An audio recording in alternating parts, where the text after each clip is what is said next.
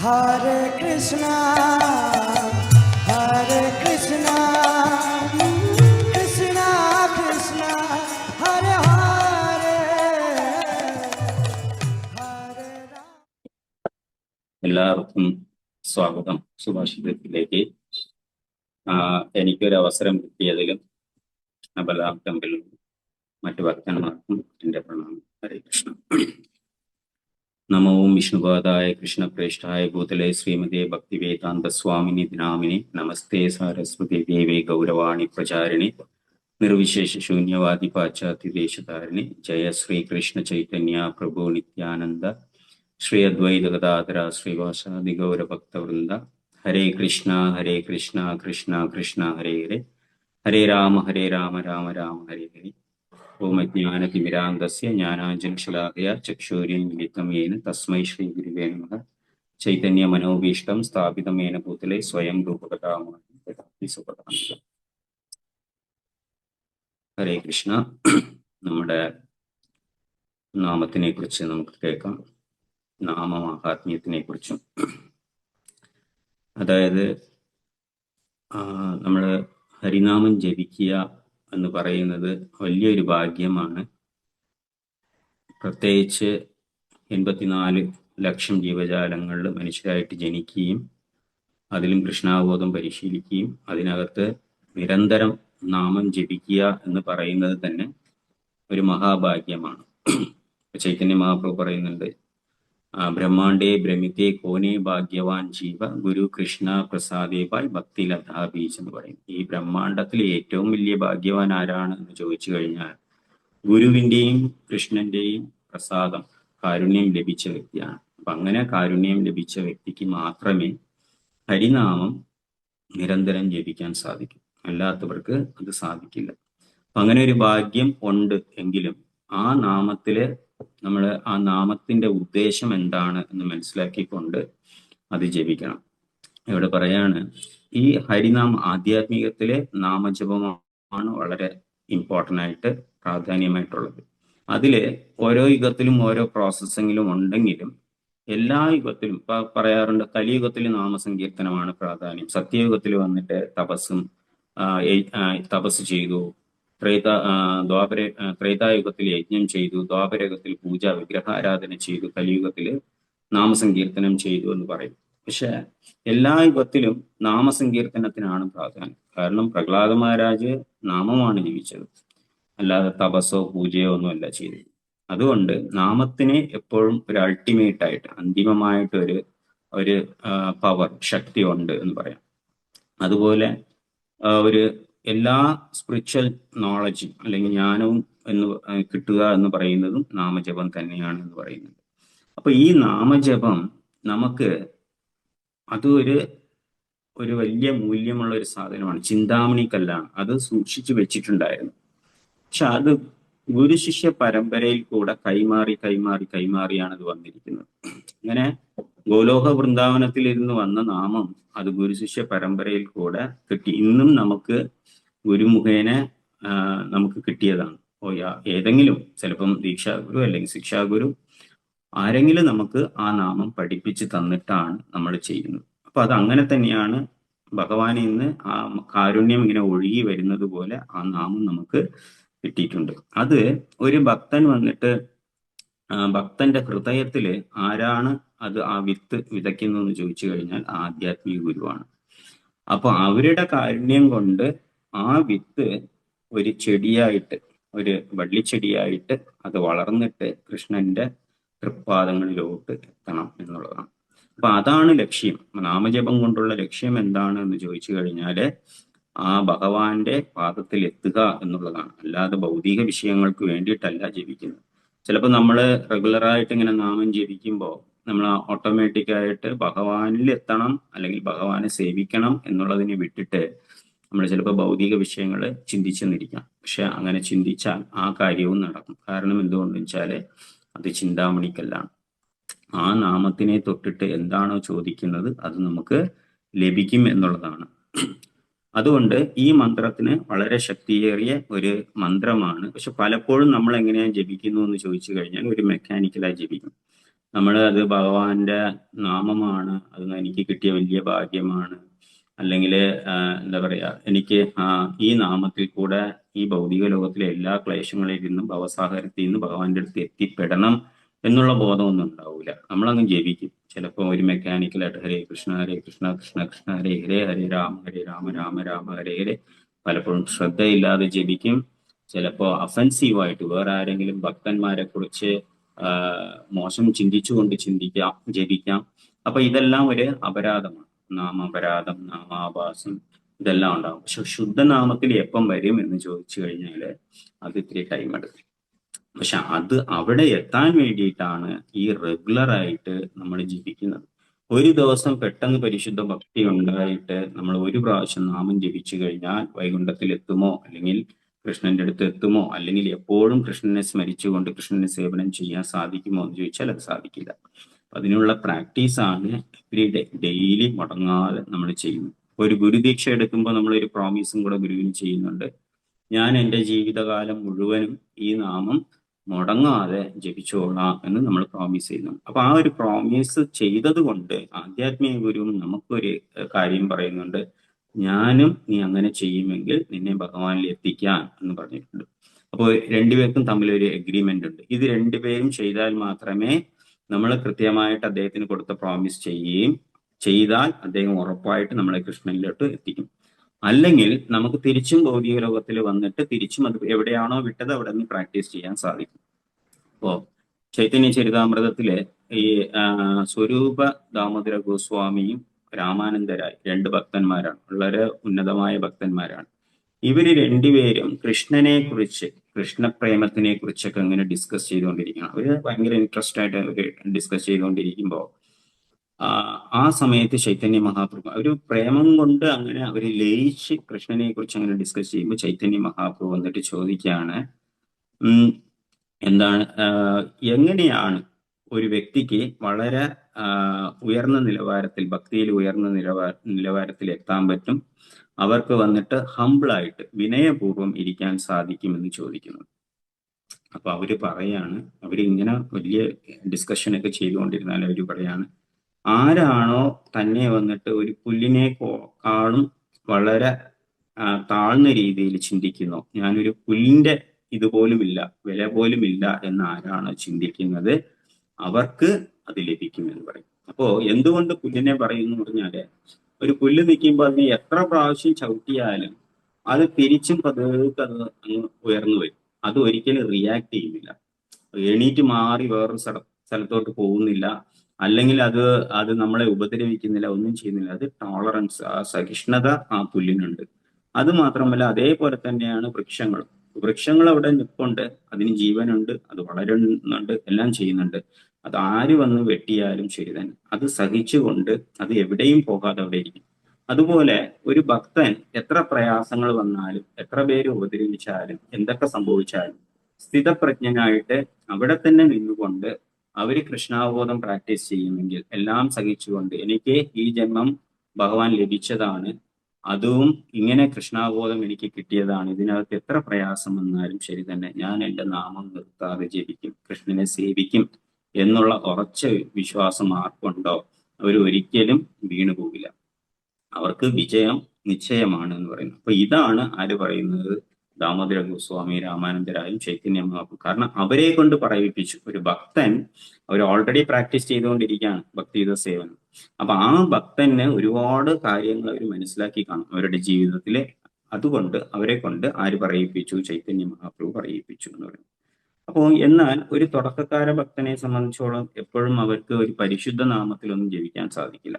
Even നമ്മൾ ഇത്ര വർഷമായിരുന്നാലും നാമം ജപിച്ചാലും ഒരുപാട് ഒഫൻസീവായിട്ട് ആണ് ജപിച്ചുകൊണ്ടിരിക്കുന്നത്. അപ്പോൾ അതുകൊണ്ട് ഇത്രയും കാലമായി ഞാൻ ജപിക്കുന്നു, എൻ്റെ ജപത്തിൽ ഒരു പരിശുദ്ധിയും ഉണ്ടാകുന്നില്ല എന്ന് പറഞ്ഞ് നമ്മൾ നിർത്തിയാൽ കൂടുതൽ വശമാകും, കൂടുതൽ മോശമായി പോകും, പിന്നെ നമുക്ക് ജപിക്കാൻ പറ്റാതെയാവും.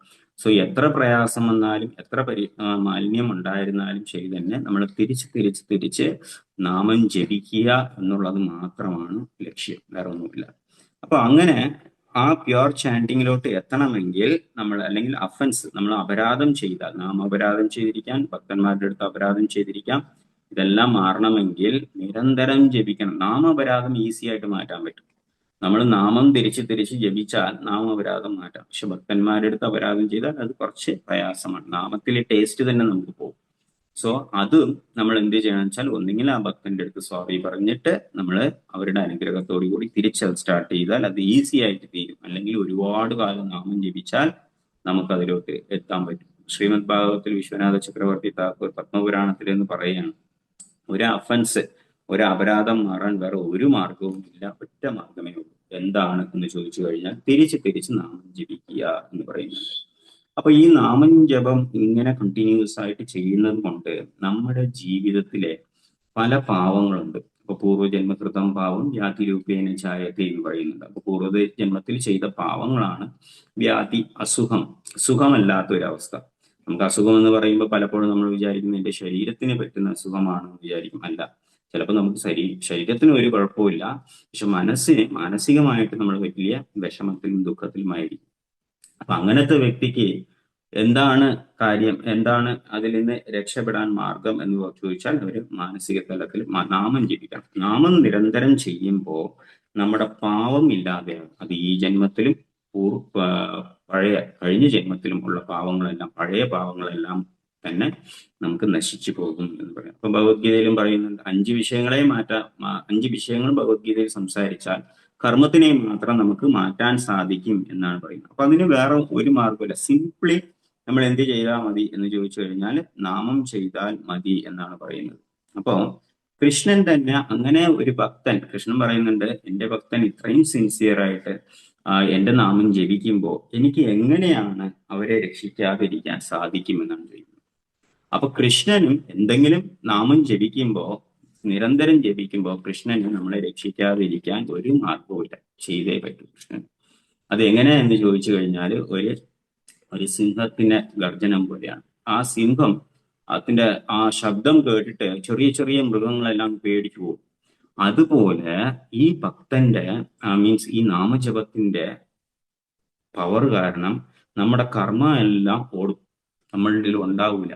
അപ്പൊ സ്ഥിരമായിട്ട് നിരന്തരം നാമം ജപിക്കുമ്പോൾ നമുക്ക് തന്നെ മനസ്സിലാക്കാൻ പറ്റും, നിരന്തരം നാമം ജപിക്കുമ്പോൾ നമ്മുടെ പ്രയാസങ്ങള്, ഭൗതിക ദുഃഖങ്ങളെല്ലാം മാറിയിട്ട് കൂടുതൽ കൂടുതൽ സേവനം കിട്ടും. അപ്പൊ 2 കാര്യം ഉണ്ടാവും. ഒന്ന്, നമ്മുടെ നാമം ജപിക്കുമ്പോൾ നമ്മുടെ പ്രയാസങ്ങൾ മാറും. ഇനി ഒന്ന്, കൂടുതൽ സർവീസ് ലഭിക്കണം. അങ്ങനെ ആർക്കാണോ ഭൗതിക പ്രയാസങ്ങൾ മാറി ആധ്യാത്മികത്തിൽ നിറയെ സർവീസ് കിട്ടുന്നോ അവര് ആധ്യാത്മികത്തിൽ ഉയർന്നു വരുന്നു എന്നാണ് അർത്ഥം. അപ്പോ അതാണ് നമ്മുടെ ലക്ഷ്യം. നമുക്ക് എന്താണ്, ഭഗവാനെ സേവിക്കുക എന്നുള്ളതാണ് ലക്ഷ്യം. അപ്പോ നമ്മൾ നോക്കുമ്പോൾ ഈ എന്താ പറയാ, പുരാണങ്ങളിലൊക്കെ നമ്മൾ നോക്കുമ്പോൾ ഒരുപാട് ഭക്തന്മാർ നാമം ജപിക്കുന്നുണ്ട്. അവരെല്ലാം നാമം ജപിച്ച് ഭഗവാന്റെ കാരുണ്യം ലഭിച്ചു, ഭഗവാന്റെ അടുത്ത് തിരിച്ചു എത്തി എന്നെല്ലാം നമ്മൾ നോക്കും. ഇപ്പോ ദ്രൗപദി നോക്കിക്കഴിഞ്ഞാല് ദ്രൗപദി ഭഗവാന്റെ നാമം ജപിച്ചു. ദ്രൗപദി എപ്പ നാമം ജപിച്ചു എന്ന് ചോദിച്ചു കഴിഞ്ഞാൽ മഹാഭാരതത്തിൽ പറയുന്നുണ്ട്, ഹേ കൃഷ്ണ, ഹേ മഹാബാഹു, ഹേ നാഥ, വ്രജൻ ആയക എന്നൊക്കെ പറഞ്ഞാണ് ദ്രൗപദി പ്രാർത്ഥിക്കുന്നത്. അതായത് കുരുമത്യേ വിഷീതതിം എന്ന് പറയുന്നുണ്ട്. അതായത് കുരുക്കളുടെ ആ സഭയ്ക്കകത്ത് അത്രയും പ്രയാസത്തിൽ വിഷമമായിട്ട് ഇരുന്നപ്പോ, എന്താ വിഷമം എന്ന് പറഞ്ഞാൽ ആ വസ്ത്രാക്ഷേപം നടക്കുന്ന സമയത്ത് 5 ഭർത്താക്കന്മാരുണ്ടായിരുന്നു, ആർക്കും രക്ഷിക്കാൻ സാധിച്ചില്ല ദ്രൗപദിയെ. ഓരോരുത്തരുടെ അടുത്തും റിക്വസ്റ്റ് ചെയ്തു. പിതാമഹനുണ്ടായിരുന്നു, ഭീഷ്മരുണ്ടായിരുന്നു, ഭീഷ്മരനെ രക്ഷിക്കാൻ സാധിച്ചില്ല. അവസാനം ഓ കേശവ, ഓ മാധവ എന്നെല്ലാം ആര് വിളിച്ചു എന്ന് ചോദിച്ചാൽ ദ്രൗപദി വിളിച്ചു. അപ്പൊ ഇവിടെ ദ്രൗപദി എന്തിനാ ജപിച്ചു എന്ന് ചോദിച്ചു കഴിഞ്ഞാല്, ദ്രൗപദി ജപിച്ചത് ദ്രൗപദിയെ രക്ഷിക്കാൻ വേണ്ടിയിട്ടാണ്, വേറെ ഗതിയില്ല. പലപ്പോഴും നമ്മൾ അങ്ങനെയാണ്, ഗതി കെട്ടാൽ ആരെ വിളിക്കും എന്ന് ചോദിച്ചു കഴിഞ്ഞാൽ ഭഗവാനെ വിളിക്കും. അതേപോലെ ഗജേന്ദ്രൻ 1000 വർഷം ആ മുതലയുമായിട്ട് യുദ്ധം നടന്നു. അവസാനം ഗജേന്ദ്രൻ ആരെ ശരണം പ്രാപിച്ചു എന്ന് ചോദിച്ചു കഴിഞ്ഞാൽ ഭഗവാനെ ശരണം പ്രാപിച്ചു. ഓ കേശവ എന്ന് പറഞ്ഞ് വിളിച്ചു. അപ്പൊ ഭഗവാൻ വന്ന് രക്ഷിച്ചു. അപ്പം ഇവിടെയും അവരെ രക്ഷിക്കാൻ വേണ്ടിയിട്ട് പ്രഹ്ലാദ മഹാരാജ് എന്തിനു ജപിച്ചു? ഓരോ പ്രാവശ്യം പ്രയാസം, അച്ഛൻ പ്രയാസത്തിൽ തന്നെ കിട്ടും. പക്ഷെ അദ്ദേഹം എന്തിനാ ജപിച്ചു എന്ന് ചോദിച്ചു കഴിഞ്ഞാൽ ഭഗവാനെ ആശ്രയിക്കണം. അത് എനിക്ക് നന്മയോ തിന്മയോ അതൊന്നും ആലോചിച്ചില്ല. എന്നെ കൊണ്ടുപോയി കൊന്നോട്ടെ, എനിക്ക് പ്രശ്നമില്ല, എനിക്ക് പേടിയില്ല. എനിക്ക് ഒരിക്കലും പ്രഹ്ലാദ മഹാരാജ് എന്റെ ജീവൻ രക്ഷിക്കണമെന്ന് പ്രാർത്ഥിച്ചിട്ടില്ല. എന്നും ഭഗവാനെ ശരണം പ്രാപിക്കണം എന്നാണ്. അതാണ് പ്രഹ്ലാദ മഹാരാജിന്റെ ആയിരുന്നു. അജാമിളൻ ജപിച്ചത് എങ്ങനെയാണെന്ന് ചോദിച്ചു കഴിഞ്ഞാൽ അജാമിളൻ ഒരു ചിന്തയില്ല, ഒരു ഇന്റൻഷനും ഇല്ല, ഒരു ഉദ്ദേശമില്ല, എനിക്ക് മോക്ഷം കിട്ടണം, എന്നെ രക്ഷിക്കണം എന്നൊന്നുമല്ല. അങ്ങ് മകനെ വിളിച്ചു, അതുകൊണ്ടും ഭഗവാൻ എന്ത് ചെയ്തു, അജാമിളനെ മോക്ഷം കൊടുത്തു എന്ന് പറയുന്നത്. പക്ഷെ ഹരിദാസ് ഠാക്കൂർ ജപിച്ചായിരുന്നു.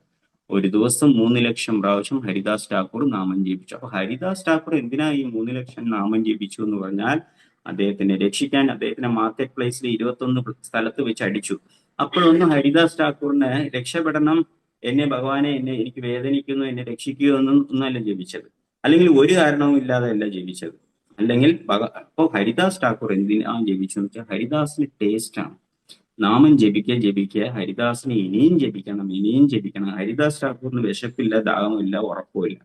ഡെയിലി 2 മണിക്കൂർ മാത്രമേ ഉള്ളൂ. ഹരിദാസ് മുഴുവൻ സമയവും നാമം മാത്രമാണ് ജപിക്കുന്നത്. അപ്പോ ഏതവസ്ഥയിലായിരിക്കും എന്നാലോചിക്കാം. അപ്പൊ ആധ്യാത്മിക തലത്തില് ഉന്നത അവസ്ഥയിൽ ഇരുന്നു കൊണ്ട് അദ്ദേഹം വേറെ ഒരു താല്പര്യവും ഭൗതിക താല്പര്യവും ഇല്ലാതെ ഭഗവാനെ മാത്രമാണ് ആര് ജപിച്ചത്, ഭഗവാന്റെ നാമം. ആ ടേസ്റ്റ്. അപ്പൊ പറയുന്നുണ്ട്, ആ നാമം ജപിക്കുമ്പോ ഭഗവാൻ നാവില് നൃത്തം ചെയ്യും. അപ്പോ നമുക്കും ചിലപ്പോ എപ്പോഴും ആ അവസ്ഥയൊന്നും ഇല്ലെങ്കിലും ചില സമയങ്ങളിൽ നമുക്കും ഉണ്ടാവും ഈ നാമം ജപിക്കുന്നുണ്ട്. എങ്ങനെയാ വെച്ചാല് നമ്മൾ അറിയാതെ ആ 16 മാല തീർന്നാൽ ഓട്ടോമാറ്റിക്കായിട്ട് കൂടുതൽ ജപിക്കും. അന്ന് നമുക്ക് നിർത്താൻ തോന്നാതെ എക്സ്ട്രാ ജപിക്കും. കാരണം എന്തുകൊണ്ട് വെച്ചാൽ നമ്മൾ അന്ന് ആ ടേസ്റ്റ് അനുഭവിക്കുന്നു. എന്നും ചെയ്യുമെങ്കിലും, എന്നും നാമം തീർക്കാൻ വേണ്ടിയിട്ടൊക്കെ ജപിക്കുമെങ്കിലും ചില സമയങ്ങളിൽ നമ്മൾ ആ സ്വാത്വിക ഗുണത്തിലിരിക്കുകയും ആ ഒരു ഭക്തന്മാരുടെ അസോസിയേഷൻ അല്ലെങ്കിൽ ദിവ്യദേശത്തിൽ പോകുമ്പോൾ ഒക്കെ നമുക്ക് തോന്നും ഇന്ന് എക്സ്ട്രാ ജപിക്കാം. ആ ടേസ്റ്റ്, നമുക്ക് നാമത്തിൽ ടേസ്റ്റ് ഉണ്ടാവും. അപ്പൊ ആ ടേസ്റ്റ് എപ്പോഴും വന്നാൽ ഒരു ഭക്തൻ പരിശുദ്ധ തലത്തിൽ എത്തി എന്നുള്ളതാണ് പറയുന്നത്. അപ്പൊ കലിയുഗത്തിൽ എല്ലാ തരത്തിലും പ്രശ്നമുണ്ടെങ്കിലും കലിയുഗത്തിൽ ഒറ്റ മാർഗം, ചൈതന്യ മഹാപ്രഭു ഭഗവാൻ സ്വയം ഭഗവാനായിട്ട് പറയുന്നത് ഹരിനാമം മാത്രം ജപിച്ചാൽ മതി എന്ന് പറയുന്നുണ്ട്. അപ്പം അത് സമയമായി നിർത്താം. അപ്പൊ മാധവാചാര്യർ പറയുന്നുണ്ട് എന്താണെന്ന് വെച്ചാല് ദ്വാപരൈ ജനൈർ വിഷ്ണു, ദ്വാപര യുഗത്തില് ജനൈർ വിഷ്ണുവിനെയാണ് സേവിക്കണം. പഞ്ചരാത്രൈ തു കേവലം പഞ്ചരാത്ര വിധി, അതായത് പഞ്ചരാത്ര വിധി അനുസരിച്ച് ഭയങ്കര ഓപ്പുലന്റ് ആയിട്ടാണ് കൃഷ്ണനെ ആരാധിക്കണം എന്ന് പറയുന്നുണ്ട്. കലവത്തു നാമമാത്രേന്. അപ്പൊ കലിയുഗത്തിൽ എന്താണ്, നാമമാത്രേനെ പൂജയതേ ഭഗവാൻ ഹരി. ഭഗവാൻ ഹരിയെ പൂജിക്കാൻ ഒരു മാർഗം, നാമം കൊണ്ട് നമുക്ക് ഭഗവാൻ ഹരിയെ പൂജിക്കാം എന്ന് മാധവാചാര്യ പറയുന്നുണ്ട്. അപ്പൊ അതുപോലെ ഈ 2 കാര്യം കലിയുഗത്തിൽ ചെയ്താൽ നമുക്ക് കൃഷ്ണപ്രേമം അല്ലെങ്കിൽ ആ ഭക്തിയിൽ ഉറച്ചു നിൽക്കാൻ സാധിക്കും. ഒന്ന് എന്ന് പറഞ്ഞു കഴിഞ്ഞാൽ നാമസങ്കീർത്തനം. ഇനി ഒരു കാര്യം ശ്രീമദ് ഭാഗവതത്തില് 1-ാമത്തെ സ്കന്ധത്തിൽ പറയുന്നുണ്ട്, കൃഷ്ണേ സ്വധാമോ ഭഗതോ ധർമ്മജ്ഞാനാദിവി സഹ കലൗ നഷ്ട ദൃശാമേശ പുരാണാദി ഉദോദിത എന്ന് പറയുന്നു. അപ്പൊ കൃഷ്ണൻ ഈ ഭൗതിക ലോകം വിട്ടുപോയി.